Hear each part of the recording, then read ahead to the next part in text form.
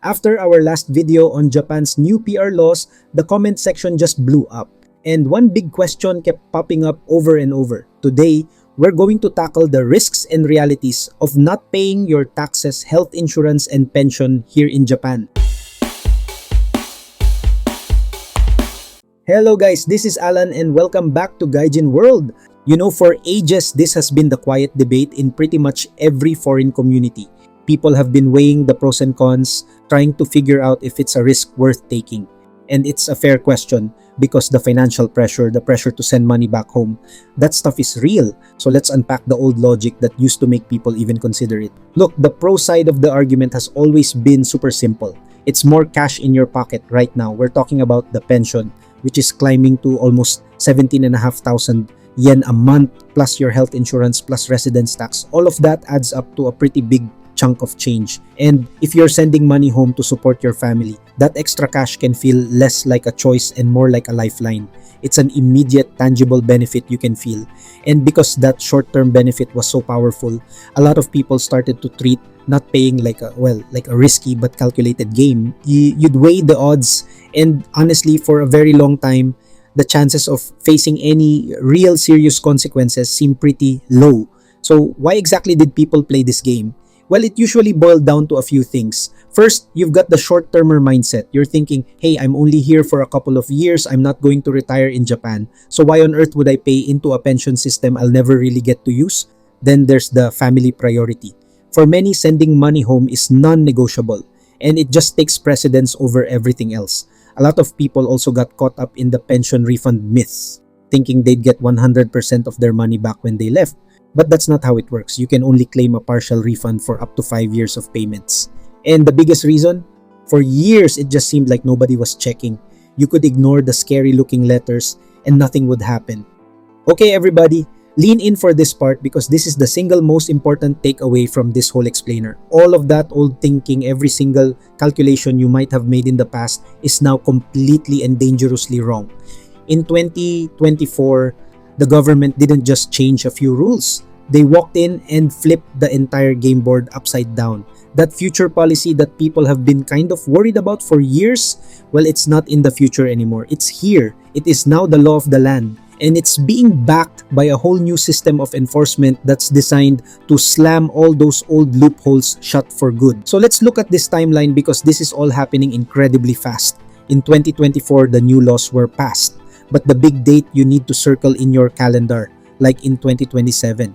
That's the day the government officially starts systematically checking your health insurance and pension payment status for every single visa renewal. This isn't a maybe, it's not a random spot check. It's going to be a new automated part of the process for everyone. This is a certainty. And this is what's really seismic, the change to the most stable visa of all, permanent residency. Before this year, getting PR was like hitting bedrock. It was solid. It was almost never taken away. I mean, look at that. Only 22 times in 5 years. And usually for really serious crimes. But now it's more like a conditional contract. You are now under what the government itself calls lifelong strict control. And they can revoke your PR for willful non-payment. That sense of security that people worked for a decade or more to get. It's been fundamentally changed. Okay, so if the risks are now sky high, why do people still fall behind on payments? It's so important to understand that this isn't always a simple choice. More often than not, people don't choose to be delinquent, they fall into a trap. It's a pipeline that can turn an innocent victim of a confusing system into an official lawbreaker. A huge part of that trap is this distinction right here. If you're a regular full-time employee, your company puts you in Shakai Hoken. It's all automatic. The money comes out of your paycheck before you even see it. And this is a massive, but if you're a student, a part-timer, a freelancer, you are not automatically enrolled. You are legally required to physically go to your city hall and sign up for everything yourself. This is the crack that literally millions of people fall through thinking they're all set when they're actually racking up debt. And that leads us right into this pipeline. It can start with employers who put people on so-called independent contractor contracts or Jimei Taku, basically to avoid paying their half of social insurance. Then you're hit with the bureaucratic maze of complicated Japanese-only paperwork. Add on top of that real financial hardship. I mean, finding an extra 18,000 yen a month is a genuine struggle for a lot of people. And finally, the most heartbreaking part. So many people have no idea that they can legally apply for an exemption, a menjo, if their income is low. They think their only options are pay or don't pay. So they don't pay, and just like that, they become delinquent. And this data right here, this is the government's justification for the entire crackdown. When they look at this chart and see that 93% of Japanese nationals are paying into the system, but only 63% of foreign residents are, well, they don't see a small issue. They see a massive 30-point gap. And when a government sees a gap like that, they don't just hope it gets better. They create new, much stricter rules to force it closed. So we've seen the why. Now let's get into the what happens now. Because the consequences today aren't just a fine or a slap on the wrist anymore. They are, to be blunt, absolutely brutal and life-altering. Let's start with the immediate health insurance nightmare. If you don't pay and your coverage lapses, you are legally on the hook for 100% of your medical bills upfront in cash. Think about that. A sudden accident, a bad illness, a simple surgery, or a few nights in a hospital can instantly put you millions of yen in debt. It is a catastrophic financial risk that no one can afford to take. And this really brings it all home. The old pros and cons list is dead. The only pro left is a temporary illusion of having a little more cash. So what are the new cons? Well, the government can forcibly seize money from your bank account and garnish your salary. They can just flat out refuse to renew your visa, forcing you to pack up and leave everything behind. And for those with PR, they can revoke the status you worked so hard for.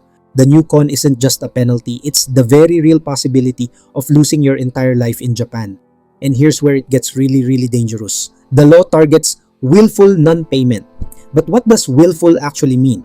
The problem is the term is deliberately vague. It gives immigration officials an incredible amount of power to decide your future. Legal experts are already warning that not paying because you suddenly got sick or lost your job could still be interpreted as intentional if you don't handle the situation perfectly. That ambiguity is designed to create a chilling effect, and it removes any real sense of security. I know this all sounds absolutely terrifying, but the good news is there is a clear, actionable path to protect yourself. This is not about panicking, it's about being smart and proactive. So what can you actually do? Let's walk through the exact steps you need to take. Okay, here it is. This is exactly what you need to do starting today. Number 1, and this is the most important, stop hiding. Tossing those red stamped letters in the trash is the absolute worst thing you can do.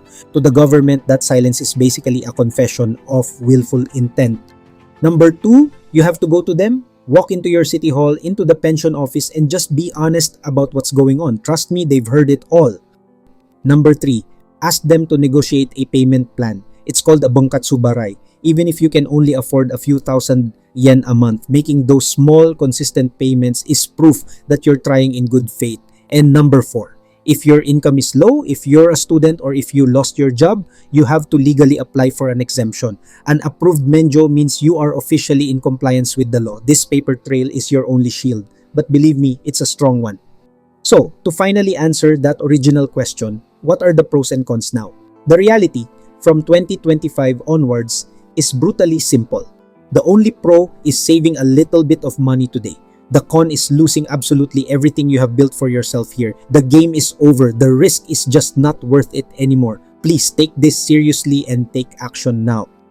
Now, for a quick deep dive into the specifics of this new system. First, who exactly is most exposed? It's students, freelancers, gig workers, and anyone not enrolled in Shakai Hoken. Shakai Hoken is your secure company-paid insurance. If you don't have it, you're the one in the hot seat requiring you to handle compliance yourself.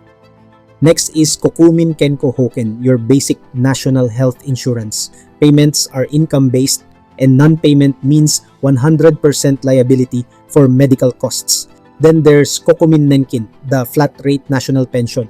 This is the obligation most commonly ignored and now the most dangerous to skip. Remember the 100% refund myth. People thought they'd get it all back when they left Japan.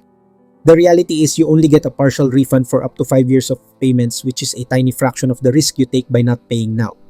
A critical reminder, ignoring those official red stamp letters is now definitive proof of willful intent. Silence is considered compliance avoidance. Survival step 1, stop hiding, gather those letters and face the issue. This alone removes the willful label. Survival step 2, go to the office. Proactively visit your city hall or pension office. They are there to help you find a solution. Survival step 3, negotiate a bunkatsu barai payment plan. Small consistent payments are proof of good faith in the eyes of the government. Survival step 4, if you qualify, apply for an exemption. Menjo, an approved exemption legally puts you in full compliance without requiring payment. In closing, this is not a maybe. The old tricks are now visa traps. The safest path is compliance. Protect your life in Japan.